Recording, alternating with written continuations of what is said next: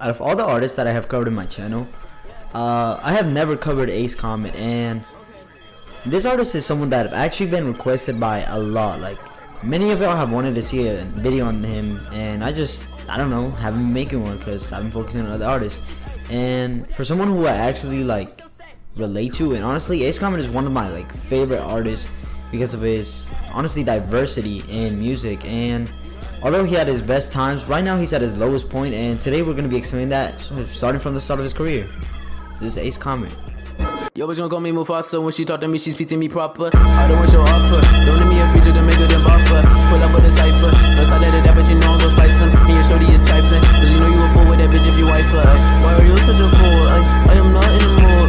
I got dumb shit to do. I got dumb shit to do. Why are you such a fool? I am not anymore.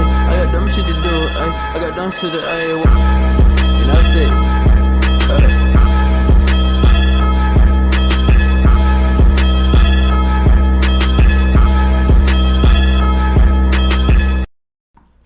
So, 𝐒𝐮 COMET, also known as 𝐿𝕠𝕝𝕝𝕠𝕨, hopefully I said that shit right, is an artist from Boston, Massachusetts, who he began music back in 2017 and has been up and rising in the underground community ever since then.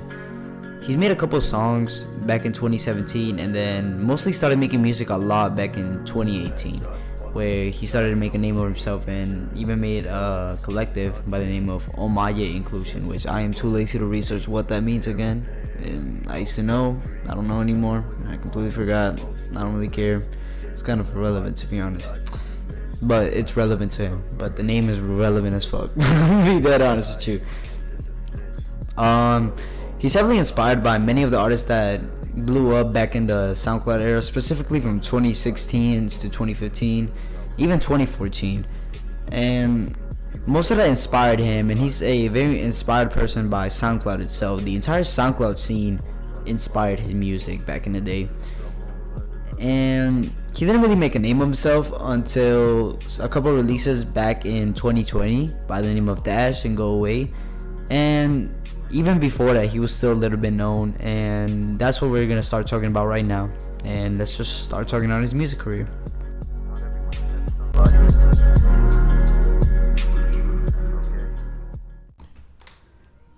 𝐒𝐮 started making music back in 2017, and his first song went by the name of Trick, that we know of course. That's the first song that we know of, and it's actually the song playing in the background right now.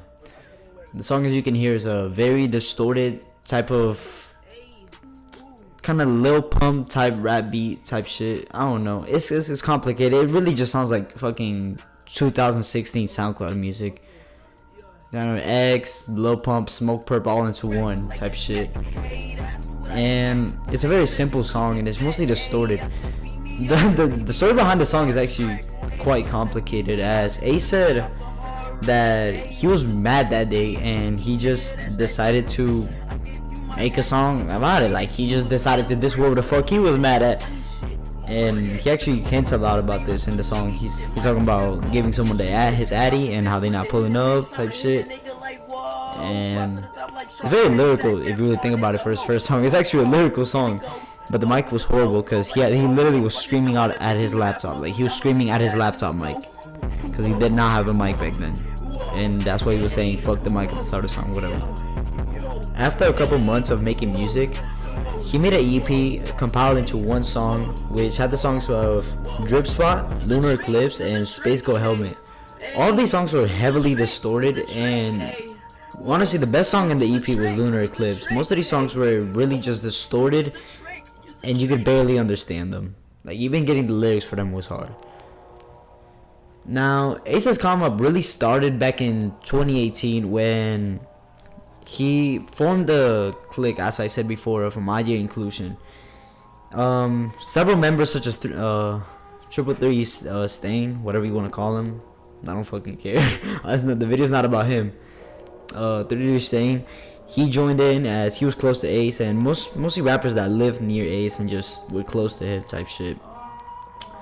And this is around the time where he started really getting attraction, and he made the EP of For His Love Songs. Now, For His Love Songs EP is a very popular EP known by 𝐒𝐮 fans, as it contains two songs, as it's an unfinished, unreleased EP. The third song, known as 𝐄𝐦𝐚𝐢𝐥, is not recorded, and the purpose of the entire EP was to have the same sample put into different genres. And the sample that I'm talking about is Head in the Ceiling Fan by Tidal Flight. He managed to make a romantic song, type of heartbreak song, as his first song in the EP, Salem Intro, which is the most popular song off the EP. The second song is Bear, which is an interlude over, like I said, the same sample, but it's more of a continuation of Salem. And you could really get into the message of both of the songs if you really listen along with it. If 𝐄𝐦𝐚𝐢𝐥 was available, it would probably have a similar type of beat, but like an ending to the message type shit, cause that's what he did. Salem was, according to like many of the fans and shit, and like what they've gathered up, Salem was like the heartbreak section, and then Bear was like a finding section, like trying to find what went wrong type shit, and trying to get her back type shit.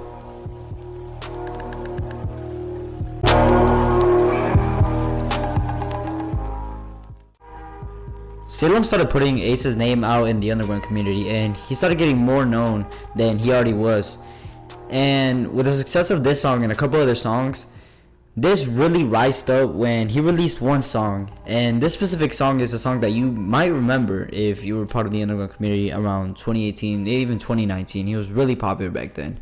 And this is Blues Heaven, recorded by 𝐒, but known as the name of Young Blues Clues. Posted with two texts on that bitch, call her pussy, ayy. Felix like the cat, running back, cause she mushy, ayy. Blues Heaven was released on January 7, 2019, and 𝐒 posted on Instagram announcing that his SoundCloud was hacked by Blues, and the track was posted a little bit after, according to Genius. Now, this song was very controversial because many people said that it sounded a lot like 𝐿's music, and said that he was basically trying to clone off of 𝐿, and this later led to 𝐒 taking down the track and just completely wanting to remove himself apart from the song, and just wanting to get a different type of view of other people to view on him. And this is where he started creating and switching up his flow a little bit when he first did this. Now, the song is a very distorted track, featuring a instrumental produced specifically for the song by 14 Worldwide, and the second beat is produced by a producer by the name of Star. And the whole point of this track was to make like a kind of a mock of himself, and just make a diss track on himself over his moniker by the name of Young Blues Clues, like I mentioned before. Young Blues Clues actually made a song before, on a song named Nat is 99, and it was a similar distorted song, kind of like that, and it was released around the same time as Blues Heaven was released. And all he was trying to do was basically just mess around, but this eventually led into a lot of people just calling him a 𝐿 clone, and this really shaped 𝐒's career a lot, since this was one of his first songs to hit 100k and even surpass 100k, and it was his most popular song in SoundCloud for a long time, until he released the next song that we're going to talk about now, and that song is Dash. Dash was released on April 11 of 2020, and it was one of the biggest breakouts 𝐒 have ever had in his SoundCloud career. Right now, at the moment that I'm speaking, Dash has 300,000 plays on SoundCloud, and it was really popular on TikTok, along with a couple songs that he will release after. Now, the songs before that were already getting good plays, such as songs like Go Away and We Will Fade Outside. These songs got really good, how could I say this? They just got really good recognition from the underground community, and they were really overplayed. And many people were really fucking with his music, but when Dash came out, it was completely different because the flow he used was very unique, and this made the song really original. It was somehow like a vibe / aesthetic floating type of song, like some shit that you listen to when you're high. And Dash is something that really just hit many people because it was really different from anything 𝐒 has ever made, and it really showed people how much talent 𝐒 actually had, especially in singing, because this was mostly a singing song. Now, 𝐒 is talking about here on this song about going to a girl's house basically, and in the intro he's saying, I've been singing up for a while now to come and see you. It's been a while, but I can't wait for you because I love you and you know what you mean to me. I'm on my way. And basically the whole song is just him singing about going to see this girl, and many people say this is a sequel or like a prequel to Go Away, which was released earlier. Now let's talk about Go Away. So Go Away is another actually popular, very popular song. Right now it has 150,000 plays on SoundCloud, and was released on around the time where 2020 first started, in January 6th of 2020. It was produced by 𝕄𝕕𝕚𝕝𝕒𝕝, which was the same guy that produced Dash. And actually both of these songs really popularized the producer himself, and they gave him a lot of credit and into the type of beats he made, and it really just was really original, as he made some lo-fi / aesthetic type beats that everybody was fucking with at the time. So in this song, Ace is saying that he has to go and to not hit his phone. Basically he's saying to stay in her lane, and basically calling her a hoe. And there's a monologue of a girl which is supposed to be his ex, which might be the same girl that he's talking about in Dash, saying that she doesn't know what she did and that she misses him, and basically confused on why he ghosted her basically. And both of these songs really correlate really good, as he made some type of like movie type of it. Now after Go Away, he actually released another song which is similar, and it's actually based on a IRL thing that he went through, and that song talks about his ex and stuff, and it's called Neptune and All the Stars. And it has a really deep message if you really want to get into it. I will be leaving the link for all these songs down below, because this video is not about that. It's about the success that came after Dash and everything that happened after. So once Dash released, that started getting a lot of plays, and Ace finally released a song that everybody has been waiting for a long time, and that song was You Don't Wanna Die, and surprisingly had a feature of Jay and like Isaac, which I'm gonna be dead honest with you, I don't even know who that is, but hey, she's a good singer, and she low-key did good in the feature. And it honestly sounded a little bit rushed, considering that Ace only had a chorus and she took most of the verse and Ace just was on the background, but it fitted in really well, and he honestly delivered everything really well. Now this song has been wanted for a long time, long time, and this is released. It gained Ace more attraction, along with another song called Back to the Moon, which was a song talking about him basically getting no hoes. That's literally the whole theme of the song. And all these songs were really popular in TikTok, and many people were actually using his music in TikTok, and he was getting a lot of attraction on TikTok. And as you may know, if you get attraction on TikTok, you automatically get clout. So Ace was already doing good in his music career, and everything was going well for him until the downfall happened.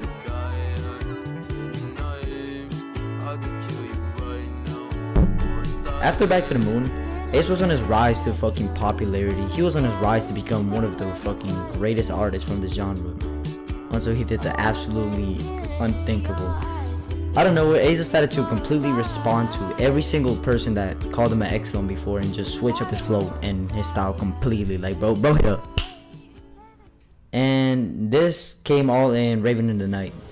So Raven in the Night is a digicore styled song which honestly ruined his complete career.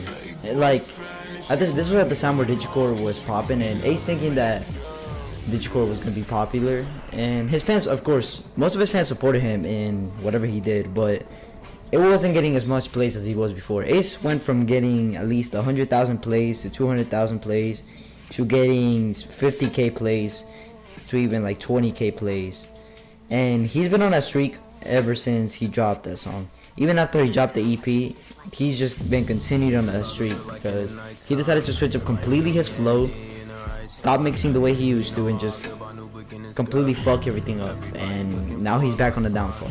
And honestly, that's fully Ace's fault. And for those people who genuinely are just saying that his new flow is good and that everything, and that he's one of the greatest artists right now, he's a good artist for the genre he's in, but he's not popping. And Ace is not gonna pop the same unless he switches up and does some shit to promote it better.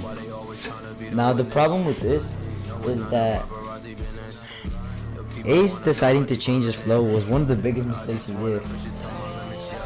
As like I said, he's not getting the same amount of plays, and even up to now his most recent song has 20k plays, and he's just been doing features after features, which completely ruined him as an artist. And I'm gonna be dead honest, he dropped out of clout. His clout went away. He does not have as much clout anymore. He's known in the underground community, but he's not known as who he was. And then honestly, switching up his flow just made him worse, because it made him more vulnerable to the comments, and now he's just known as the X clone. Simple. If he literally would have continued the dash flow, he would have been on a good rise, and he would have been a good artist, and everybody would have completely forgotten that of his old music. Or even if he continued that music, many people genuinely liked that music. Back then, Ace was getting 100,000 plays on, like 300,000 plays and shit like that on music that sounded like X, or sounded like SoundCloud era from back in the day. And Ace switching up his flow was honestly one of the biggest mistakes he ever did, and that's just how Ace's downfall went. And up to this day, Ace still hasn't gotten a song from 100,000 plays ever since he dropped Raven the Night.